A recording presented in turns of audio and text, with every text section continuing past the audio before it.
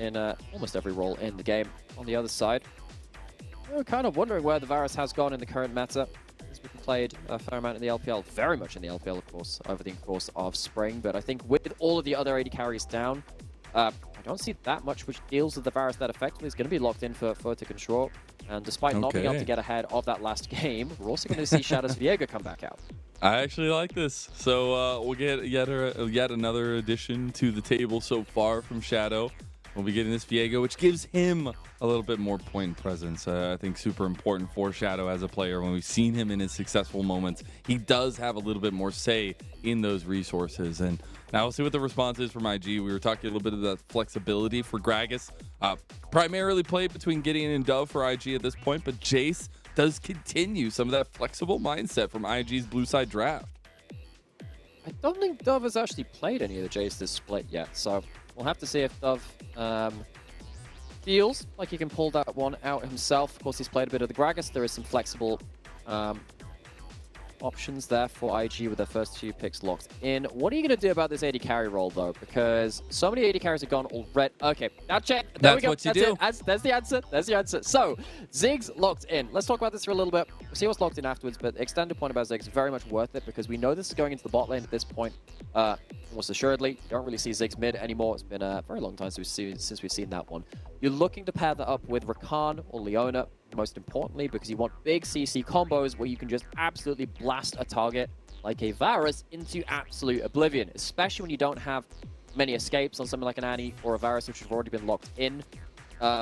Very, very valuable. I think that NIP probably do need to lock away. I'm trying to think. There are probably enough supports to deny them a lot of the... to not be banned out, because you've got Nautilus, Leona, and of course Rakan, which are all very good with that Ziggs in terms of the big CC combos. What are you going to lock away first and foremost? Do you choose the 2 worst ones of the bunch and then suffer the 3rd? I mean, you gotta pick your poison, I guess, at this point. It is the Scion, though, banned by IG, so focusing on that topside matchup a little bit more for them. It will be NIP with a counter pick here. Just questioning how they're gonna really be able to use that. A lot of flexibility given from IG's draft here, but the continued focus, I think, will be towards that bottom side for NIP's draft, at least the bans, and there's that Blitzcrank. Blitzcrank ban, okay. I don't know if that Blitzcrank ban is as valuable. Just going to say that. I think that unless what they're thinking is, you're picking the Ziggs, we want a way to give mobility to our Varus. Maybe they're actually angling for Varus Thresh at that point, just saying that we want to have the Lantern to give mobility out of something like the Ziggs combo. And that would have meant that... hey, let's go! Okay, well, now this is a Nymaera Ahri cast. I apologize, or you're welcome, regardless of how you feel about that champion. Gonna be locked in, and that means that Dream and Shadow, very strong mid lane jungle 2v2, and lots of a bit of force fights, force engages, which means that even if you're playing around these big pick combos, around the Jayce, around that Ziggs, maybe you can look for some picks around the side, stop that combo ever coming off. And it is one of Dream's favorite champions to go to in competitive, his 3rd most played as well. We do get a most played for YSKM in the Fiora, and really big stuff for him in a solo lane power point there. We'll see what IG do want to lock in for Wink. Expect a little bit of that engage, a little bit of that forward aggression here for them. Has to be those. Has to be one of those there 2. You go. It works with the Ziggs. Leona. Makes Ziggs into a bit more of a point-and-click champion, which is kind of terrifying, the amount of damage that champion very much can do. Also, with something like Leona, it is harder for you as a champion to get picked off as well, and we're going to get Kennen towards the top side. Now, Kennen's Fiora is not nearly as easy as something like the Kennen into the Jax. You can still fully out. I'm trying to remember, actually, if you have some AD Kennen options into the Fiora as well, just try and outspace them. It gets a little bit difficult into the Fiora, of course, because Fiora just has so much damage and can obviously run Ghost and stuff like that, and just try and run you down in a long lane. NIP feels like with these solo laners that they have locked in, they're playing much more around playing out of Fog of War, less about the objective setup for them, more about picking someone off before an objective spawns or in side lanes. And that's all coming down to a lot of execution needed, but we're kind of looking at... It is, but not because it should be.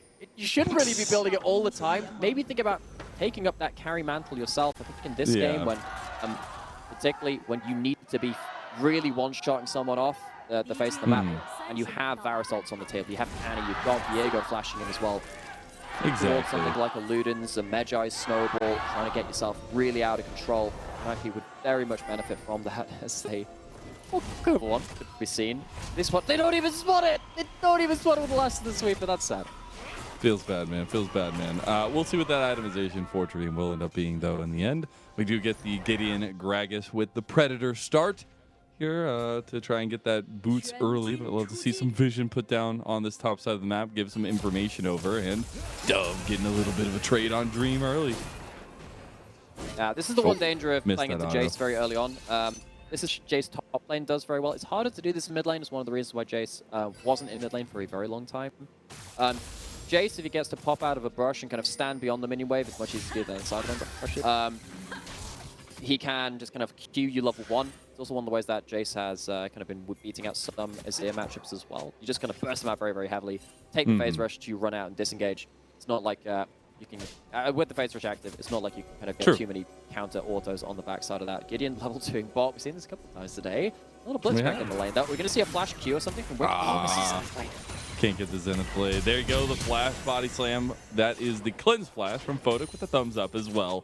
And can we just give a moment to kind of shout out this comp from IG? We talked a little bit about, we were talking about flexibility in the 1-2 pick. They actually used some of that, right? Dove's first game of the season here on Jayce and using Gideon on the Gragas. You get the first Ziggs game for On, who has been typically leaning towards like the Lucians, the Varus, the Dravens. It's a little bit of that flexibility adaptation for IG in this one. Which is exactly what we've been looking for. Obviously to level 1 still. Good. Come back. That's both flashes, bot lane gone. Ouch. Ouch. So, what that means is that you have push in bot lane now for your Ziggs and your Leona. They get to walk up, ward out the scuttle spawns. They'll be able to see something there. We can see a flash in from Shadow or Dream. What can they realistically do here? I'm not sure they have one-shot threat. Not at this kind of HP. When you see if Dove will overextend, it's not going to lead to anything at that point. So, when Ziggs gets control of the laning phase, things get very, very... Oh, YSKM is going in. That's, man, just so many flashes gone from NIP side. YSKM did burn his, though, in the end, so some trading in the top side. Look where Gideon's going, though. Ow. I thought he might go for a little something. We're going for the bomber top lane. Not going to be the case. One thing in the Ahri Jayce matchup as well, which we didn't see in that case, is while Jayce can jump you at level 1, if that happens level 2, level 3, Ahri has Charm. Ahri's Charm stops dashes because it kind of has that little like slight interrupt on it. You can interrupt the Jayce hammer Q, which is a big part of his early burst. It's one of the reasons why in the past actually Ahri was considered a Jayce counter back in Season 7 MSI, if I remember right. It was one of the times where she was kind of picked his meta into that champion. I like what Dream's doing here as well, actually. First back, gets himself a Dark Seal, very important. Means that if you get your first ultimate of the game around something like Herald fights or bot lane river fights or something like that, start getting yourself on the way to really threaten large amounts of AP with a Medjai snowball. So it's very important that Dove kind of very respectful around this mid-jungle CV2 right now. As much as he has flash, Jayce can die very, very quickly if he slips up. They really want to punish Dove here. They have had Shadow hovering this mid lane. They have now tried to move Zhuo up there, but the gank is just not in a position to be pulled off right now. And some information given back over to ING while Gideon was hovering this top side. Yeah, it's hovering that top side because the wave is pushing out. out. If YSKM gets one kill up here, it does so much. Very true. Actually, yeah, very worth noting that because especially if NIP are going to play around some side lane pressure, going to play around 1-3-1 with the Kennen, the Ahri, and kind of float around the picks. Fiora, if they get kills, it gets very hard to take down, especially if you're going towards third item, Hull Breaker, after something like a Sundra into the Ravenous Hydra. It just gets very difficult to take down. Outside though, not going nearly as well for NIP as top Predator popped. You can't really do anything here though, really. They're going for the They fight. want That's it. very difficult. They want it. Zhuo gets stunned up. He gets a stun back. He's going down. First blood to Gideon. It's immediately traded though. IG were just willing to kind of give that one over. Now Gideon getting auto attack, taking the long way through. Photic canceling one auto though. Does not have the damage to take down Gideon. It will be the 1-for-1 trade. 1-for-1, but you don't take down the farming member of the bot lane, so it's not like you're denying minions away from Photic. Photic, of course on the Varus, when you kill a champion, you get a lot of extra attack speed. That's Varus' passive. You forget about that. So dying under that turret very difficult there for IG to kind of contend with after that point. Not stick around. NIP get themselves something back. Forced that so hard. Yeah, I was a little surprised by that. Wing. Okay. Maybe just trying to provide a little bit of pressure. I don't know if they can get out of this one. There's a nice piercing arrow. Wing. Oh my goodness. I don't even know what to say about that one. There's a reset hit too. There's flashing on. Might have to blow it. Oh, they do have that flash charm from Dream, and the connection is there. The souls are going the way of NIP. And it's 3 Dark Seal stacks over the Dream, who gets the reset. Yes, they lose a wave in mid lane for the attempt, but NIP punish the first dive, and Wink, with a moment of madness, hops over the Dragon Pit. For reasons completely unknown. Did he mean to do that? Like, I don't think we'll get a replay of that, but like, I'm so confused. I don't know whether they didn't have vision on the Dragon, and they just thought, oh, we can like find a way to clear out vision. We missed disconnect though. Slicing Maelstrom is there. Will be used. Okay, so no big ulti there provided from Invincible. I don't think he was going to get into any big team fights anyways, but just trying to punish his top side a little bit. Just a little bit. So, taking stock of the game once again. Arn and Wink have done a really good job, especially with that level 2 from Gideon, to get ahead, push bot lane under turret, potentially threaten plates with the Ziggs passive being so good on towers with both the auto attack and then of course the satchel being able to execute low health towers. But that's taken a bit of a bump now, a bit of wind out of the sails. Momentum's starting to drop a little bit. Because of those 2 overforces towards that bot side, maybe trying to find something towards top lane. No. They're collapsing. They're bringing Dove. No, well, no stopwatch, no flash. Potential for a kill, but full HP. Good trade back there. It's much harder to do so. Actually, really nice timing for YSKM right there. And we'll see Shadow joining up this Krug fight. And, still taken actually by Gideon. Shadow should be able to scoop up all those little Krugos. It will be level 6 completed for Shadow. Level 6 is coming up across the board. Is that what the little Krugs are called to you? Krugos? I don't know. Not Kruglings? But my caster buddy Covey called them Krugos one time in a content piece we did, and I can't stop calling them Krugos. That just sounds like cereal. It's like, oh, your junglers. Get your Krugos. It's the new cereal meal of the day. Runeterra. Get your Krugos here. That's what all the kids eat on Runeterra. I mean, come on. Because how are you this far behind? That's how it's you very get sugary. really tough teeth. The question is, what do they look like? Because no flash hit, there's a chance there could be a pickoff. But without Invincible in great position, not willing to go towards that one. I want to go back to the serious question I had at hand that you completely threw away. Yes. What do they look like? What do Krugo cereals look like? Do they just look like little Krugs? You know the little like stone dude in TFT? That'll be the mascot. You know, the okay, that's like on the front of the box. I can't remember his name. Yeah, that's the one on top of the box. All right. I'm not gonna lie. I think it's just like one down stones in the shape of shirt. Yeah, so with like 2 little eyes. Like maybe they're like chocolate chips or something. That sounds great. We're marketing this. We're marketing this. Yes, 100%. You heard it here first. If no Get one your right Krugos, now is running, people. this is Every the point day, where the most popular cereal on Runeterra. They just run away from the stream, go to patent the idea. That happens. We're coming for you. We will find you. Somebody wants to edit a picture of Krugos for us and at me on Twitter. I'll take that. That would be wonderful. That would be personally a lot to me. It's the most important thing that I've done in ever, maybe. This could define my career. It would be a work of art, no doubt. Either way, it happens.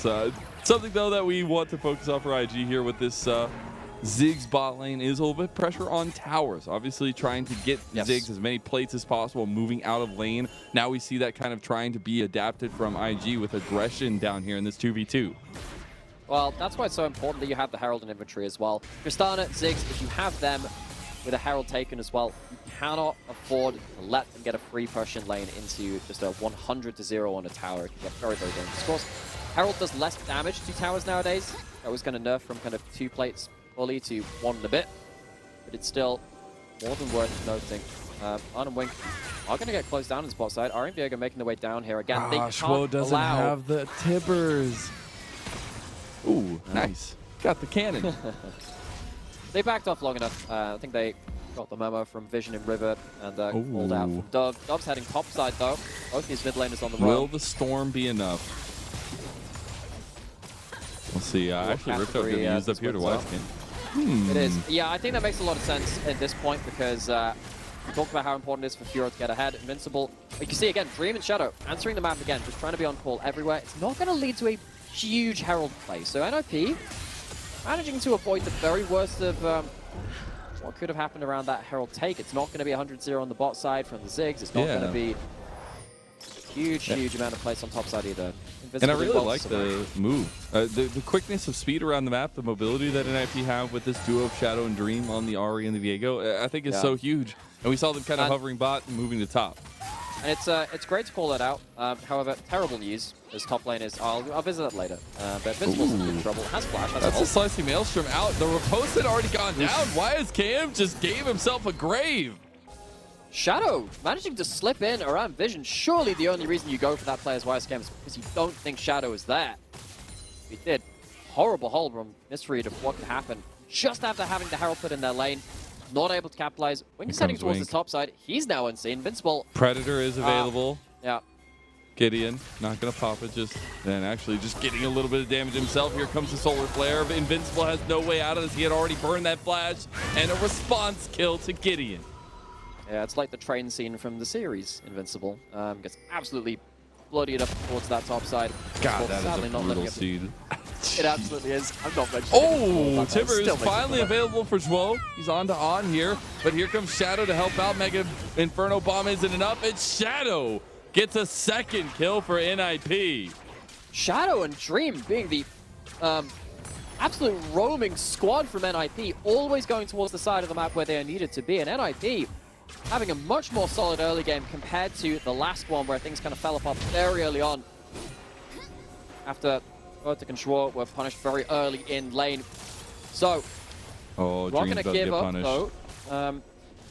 Waving a couple of plates in mid lane. Dream not going to walk the dangerous way back to lane though. Wink was in the area. 2 plates now to Dove. This is going to be a little bit dangerous. Despite you managing to get your Kennen ahead, despite you managing to bail out your bot lane a little bit as well, Dove has been the beneficiary of a lot of these plays. Getting the first. Don't look at mid lane, Nymaera. I was going to say, disastrous news. Don't do it. My screen is frozen, as is my brain, as I see a Neverfrost build up. Forever? Like, wow. I honestly, ever since I kept seeing that item, I feel my brain cells getting put into cryo sleep. And sometimes I just wish that Ahri chose to build damage. No, you want just an extra half second of CC. That's the most valuable thing to put into Merc Treads. I love that. Invincible, once again, he just got visited by Gideon. We'll see as Dove is going to be the extra party joining. Shadow is here. Some alcove gameplay with the Maelstrom. Here comes Shadow, try to get Gideon. Heartbreaker in, but Gideon flashes. He still goes down. He's being pushed away from the souls, and Shadow tries to go for the reset. He got it, and he's out of there. There's nothing here right now, and a double kill ends up coming through for Shadow. It is a game of millimeters in the 3v3 eventually topside. Dove is the first mid laner to the play, but he can't quite clean up, and no one somehow falls from NIP. That is going to fund another item completion. For the team of NIP, it's going to be the Rocket Belt picked up by Invincible after that play. Hard earned, hard won. A lot of this is starting just because, again, we're seeing this a lot in the LPL. You have a lot of these fighter melee top lanes, the Jax, the Fiora. Kennen has become the LPL answer to this play. And we haven't really seen a lot of teams being able to really shut down the Kennen early. Try as they might, IG, they go towards it again. Cannot find the value out of it. God, Shadow getting to this soul. YSKM, very greedy on his ultimate there. Tries to get the best of both worlds. Get passive on one, get passive on the other, try and kill both. What that ends up meaning is that Shadow survives through to that reset.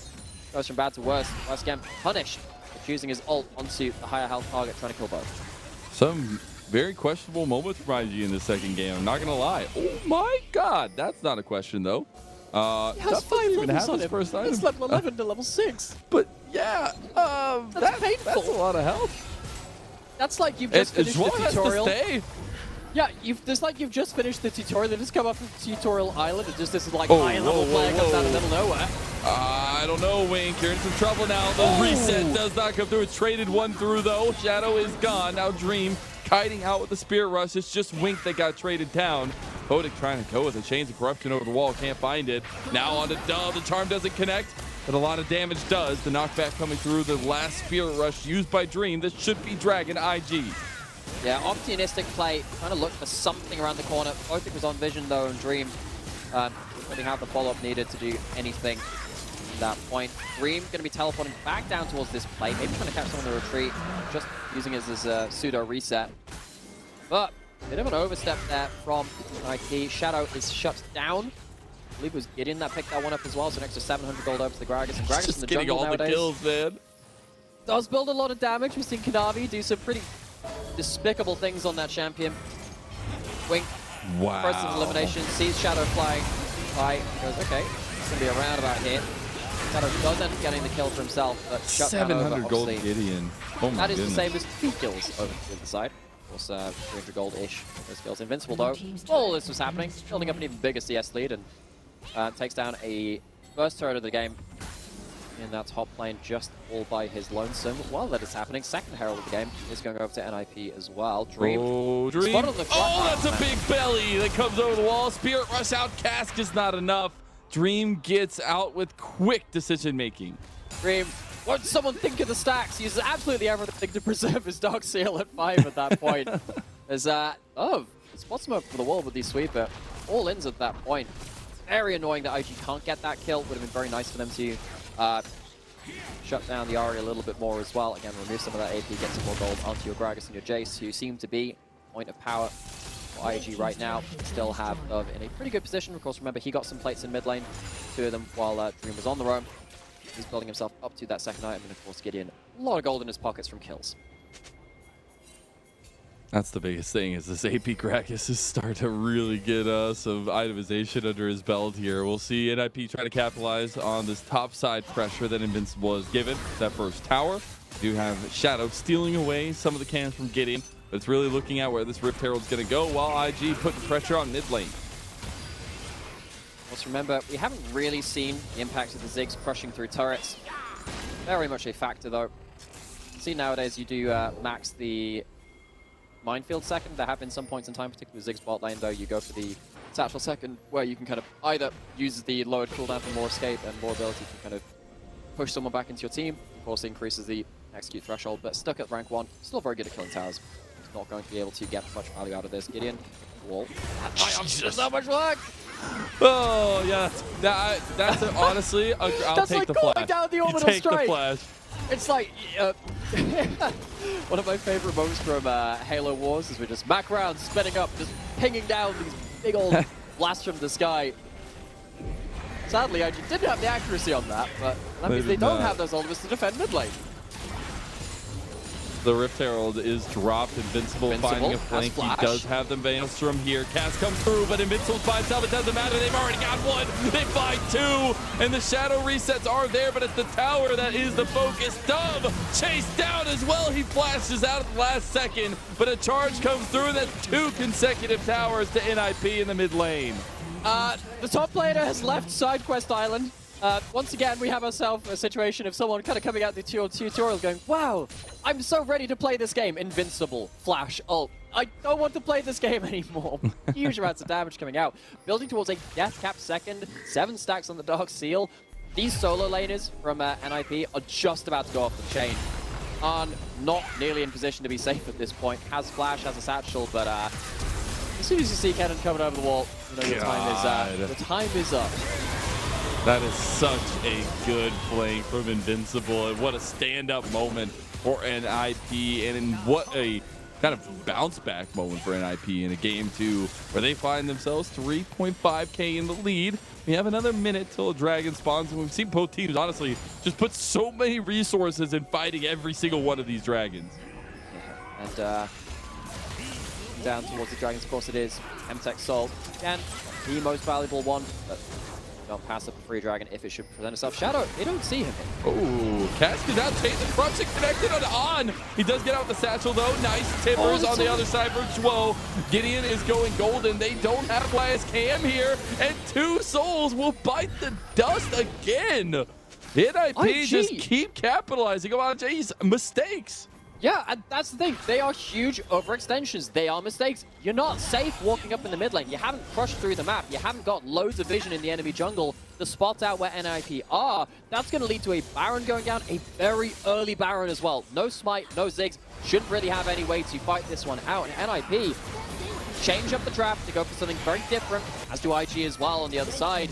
And NIP looks so much better in this game too. It's night and day, honestly, and it is a comp that maybe helps them do that some more, as that Baron did go over, got 3 minutes on that stack, but it is the second dragon to IG. Second dragon, but as we said, it's not the most valuable set of dragons. They're not going to be game-ending objectives. One of the things that we saw in game 1. So when they take the immediate buff of the Baron and say, they're so good, man. Yeah. But they take the immediate golden pocket, they take that Baron buff and they say, look, use this to force down turrets, we can force you back into your side of the map. And particularly with players like this, IG just don't have the vision. They have like one half of the map covered, but they don't have the other one. Shadow manages to walk up, completely dupes him with his missed. Great move from Shadow. Great move from Shadow. 6-1-5. Again, cannot sing the praises more heavily of this player who's come in to his starting lineup, missing most off spring. Difficult game in game 1, still managed to make some big moments, but the second game, really big game again. All I'm saying, he's been on the Sejuani, he's been on the Maokai, he's been on the Jarvan. What does he look good on? On the Viego. Give this man some carries and he will do just that. A nice engage there from the Chains of Corruption and some sieging on the tier 2 tower and in the mid lane from NIP. I love how you get to be so happy about this, being like, man, I love this Shadow play, I love to see him playing carries, whereas I have to see my main champion play with like 0 damage bad shooter from Ross build. Like, wow, when will I get to have fun? Maybe but they're winning! Going forwards. Oh, Honest is dead. Look how selfless Reem is, giving another really kill rough to moments. Viego. There's been some really rough moments for IG. It started off with the wing play that was like scratching my head for like 5 minutes after that one, but there has just been a lot of catouts. It has. It's felt like it started from IG not being able to safely push lanes in early game and being able to secure vision. And that meant that this Ziggs has just not been safe anywhere. We've seen Arn play a little bit of variety, but nothing towards these kind of major picks. And on the other side, oh, Gideon's just going to die here. Yep, he does flash out there. A lot of damage for the piercing arrow. There's the Maelstrom. That helps Invincible pick up another kill. Should be the final touches of this game, at least, with the Baron up for 45 more seconds. They're pushing under the towers now. The minions are crashing into another inhib. Actually, looks like NIP wants to stave off for another day and get it back off. Yeah, Gideon survives, but at what cost? Base is completely broken. Wink dies as well in the disengage attempt. Rear guard action for IG, just about saving Gragas, but really at this point, NIP kind of being shown to kind of have made the correct decision, I believe, around the Baron versus the Dragon. The immediate gold of that Baron has meant that they're going to come back with so many items on the table. You see that Invincible has so much AP. There's no exhaust on the other side either. Nor is there something like a spellbook to switch to an exhaust in a critical moment. If Invincible ever finds himself within any reasonable distance of IG's grouped up team members, the fight and the game is probably just over. And what a way for Invincible to kind of step up to the plate of YSKM. That game one was a little bit back and forth. We definitely didn't see as much influence until later from these top players, but Invincible will not be shunned this game. He has been such an integral point to the engages right now for NIP. And IG just don't really have a response. They're going to have to pull YSKM into these fights. He did just get to a second item. You have those completions for IG, but they are so far behind that it's not even going to matter.